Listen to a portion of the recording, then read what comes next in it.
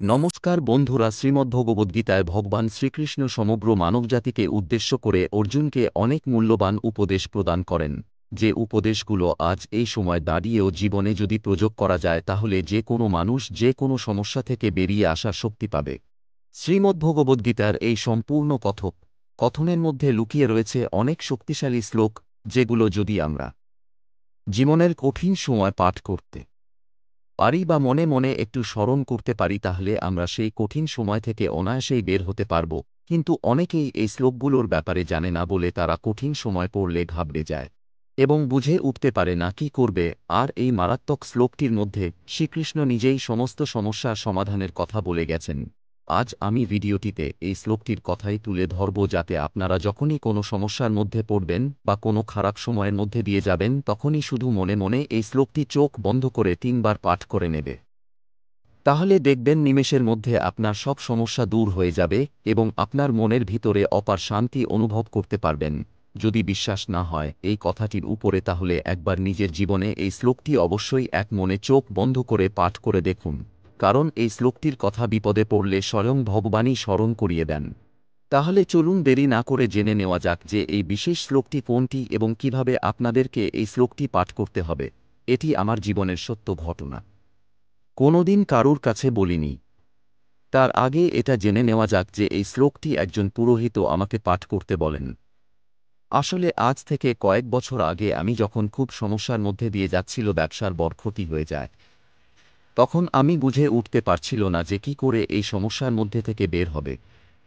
জীবনে প্রথম থেকে আমি শ্রীকৃষ্ণের ভক্ত, তাই কোনো কিছু না ভেবে আমি সেদিন ভগবান শ্রীকৃষ্ণের মন্দিরে গিয়ে শ্রীকৃষ্ণের মূর্তির সামনে দাঁড়িয়ে প্রার্থনা করতাম এবং কাঁদতাম যাতে ভগবান শ্রীকৃষ্ণ আমাকে এই খারাপ সময়ের মধ্যে থেকে বের করে, কিন্তু কিছুতেই আমি কোনো রাস্তা পাচ্ছিল না।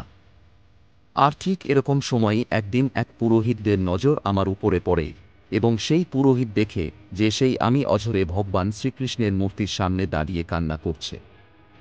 পুরোহিতও তখন এই আমাকে জিজ্ঞাসা করে যে তোমার কি সমস্যা হয়েছে, তুমি কেন ভগবানের সামনে দাঁড়িয়ে এরকমভাবে কাঁদছেন? উত্তরে আমি বললাম, আমার ব্যবসায় বিশাল পরিমাণে লোকসান করেছি, আমার ঘরবাড়ি সব বেচার অবস্থায় চলে এসেছে, টাকার দেনায় ডুবে আছি, আমি কি করব বুঝে উঠতে পারছি না, কিভাবে এ অবস্থা থেকে বের হব আমি বুঝে উঠতে পারছি না।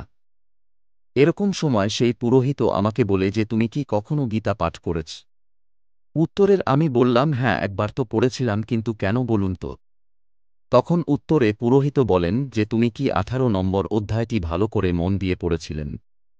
আমি বললাম যে হ্যাঁ পড়েছিলাম, কিন্তু এখন অতটা মনে নেই। তখন পুরোহিত আমাকে বলেন যে যদি মন দিয়ে পড়তে তাহলে শ্রীকৃষ্ণের বলা এই মহান কথাটি তুমি কখনো ভুলে যেতেন না এবং তুমি অবশ্যই এই সমস্যা থেকে খুব তাড়াতাড়ি বেরিয়ে যেতে পারতেন। পুরোহিত বলেন, আমাকে সব চিন্তা ছেড়ে দিয়ে শ্রীকৃষ্ণের শরণাগত হও এবং তার চরণে সব সঁপে দিয়ে আবার সবকিছু নতুন করে শুরু করো, আর যা হয়ে গেছে তা নিয়ে শোক করো না। যা তোমার কর্মে ছিল তা হয়েছে, কিন্তু তাই বলে শোকে ডুবে যেও না। সব চিন্তা দূরে ছেড়ে শ্রীকৃষ্ণের চরণে সমর্পণ করে আবার কাজে লেগে পড়ো, সব ঠিক হয়ে যাবে। আর তিনি এটাও বললেন যে যখনই সমস্যায় পড়বে এই শ্লোকটি মনে মনে 3 বার স্মরণ করবে, তাহলে দেখবে তুমি এক অপার শক্তি ভিতরে অনুভব করতে পারবে এবং সব সমস্যা দূর হবে। এরপর আমি কিছু টাকা ধার নিয়ে নতুন করে আবার ধীরে ধীরে ব্যবসা শুরু করলাম এবং হঠাৎ করে আমার সব কর্মচারীরা নিজের থেকে এসে টাকা দিয়ে সাহায্য করতে থাকে। এ যেন সবকিছু অলৌকিকভাবে হওয়া শুরু করল এবং ধীরে ধীরে আমার ব্যবসা আবার দাঁড়িয়ে গেল এবং সে সকলের দেনা পাওনা মিটিয়ে দিয়ে আবার সুখে শান্তিতে জীবন যাপন করতে লাগল। তো বন্ধুরা, এই ছিল সেই বিশেষ শ্লোক যেটি আমাদের সবসময় মনে রাখা উচিত। যখনই বিপদে পড়বে শ্লোকটি 3 বার মনে মনে স্মরণ করে নেবে, দেখবে সকল বিপদ সাথে সাথে কেটে যাবে, জীবনটা শান্তিতে কাটান।